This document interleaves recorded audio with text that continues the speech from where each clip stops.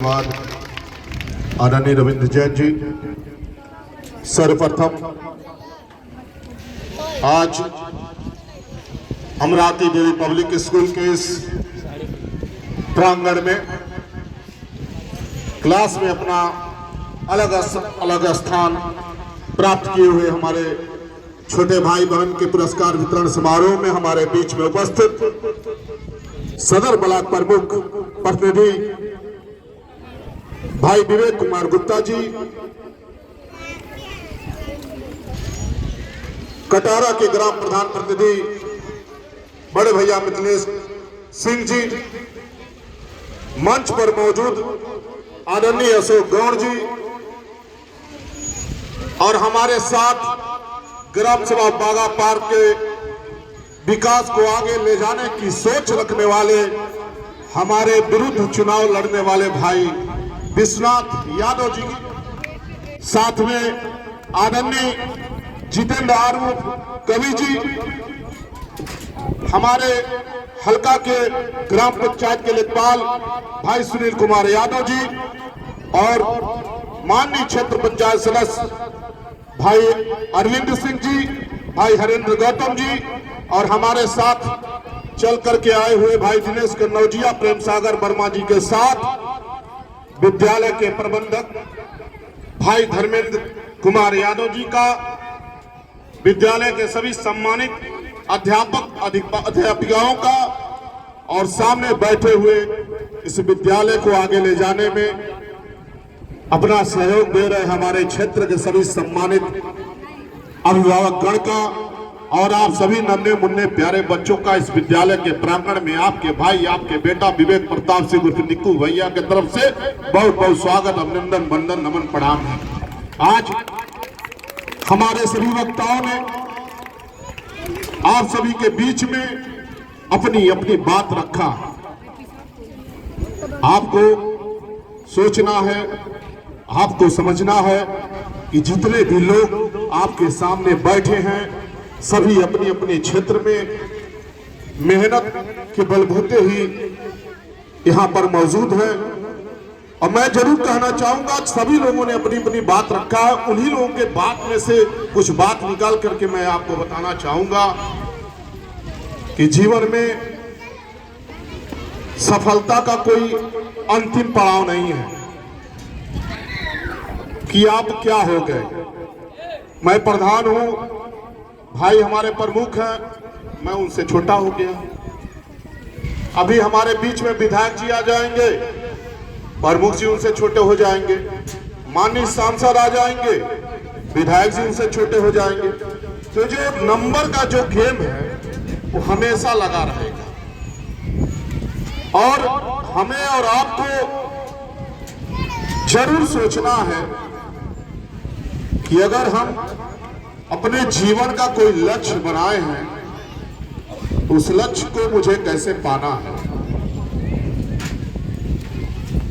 क्योंकि पढ़ लिख करके ही समाज में व्यक्ति का एक अपना स्थान होता है। अब पढ़े लिखे व्यक्ति का हम लोग बड़ी ही सम्मान करते हैं।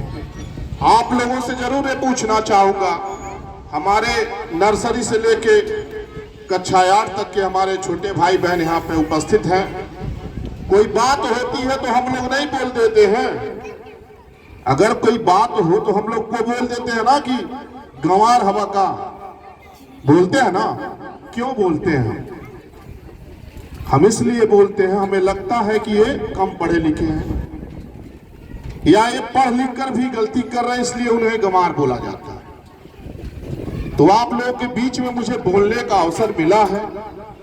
मैं आप लोगों को एक बात बता दूं, हमारे भाई रविंद्र जैन जी, कवि जी या जितने भी हमारे बड़े भाई यहाँ बैठे हैं, वो लोग जब पढ़ रहे थे वो स्थिति से हम लोग भी गुजरे, क्योंकि उन लोग हम लोगों से 3-4 साल के सीनियर हैं। मैं आपको बता दूं, जब हम लोग पढ़ते थे कक्षा 9-10 में, तो 10 में कैसे पास हुआ जाता था, कैसे लोग 10 पास करते थे, इसके विषय में बताने वाले बागा पार जैसे ग्राम पंचायत में 1 से 2% लोग थे जो हम लोग को ये कहते थे कि 10 आप पास हो जाएंगे। अब ये समझिए, लेकिन दिन भर में 80 से 90% लोग यही कहते थे कि 10 पास हो बोलोगो, इतना आसान काम बा, 10 पास होइल, भगवान मालिक माना तो हम पास गए। अब सोचिए कि कक्षा 10 में क्या दहशत था। मेरे कहने का मतलब ये नहीं है, मेरे कहने का मतलब है कि उस समय हमारे गांव में, हमारे समाज में शिक्षा का अभाव था, जागरूकता की अभाव थी। और आज बरगदमा जैसे क्षेत्र में अमरावती देवी पब्लिक स्कूल की स्थापना करके भाई धर्मेंद्र यादव जी ने एक जो मील का पत्थर साबित किया है, निश्चित रूप से मैं धर्मेंद्र यादव जी को बधाई दूंगा। आप लोगों से एक जिक्र और करना चाहूंगा कि आज हमारे छोटे भाई या छोटी बहनें मन में बुरे विचार को पहले आप एक्सेप्ट करते हैं। राष्ट्रपिता महात्मा गांधी जी ने कहा है कि मन में कभी बुरे विचार मत आने दो, आप जैसा सोचोगे वैसा ही होगा। तो मेरे कहने का मतलब यह है कि धन कभी भी शिक्षा में धन अभाव बन ही नहीं सकता।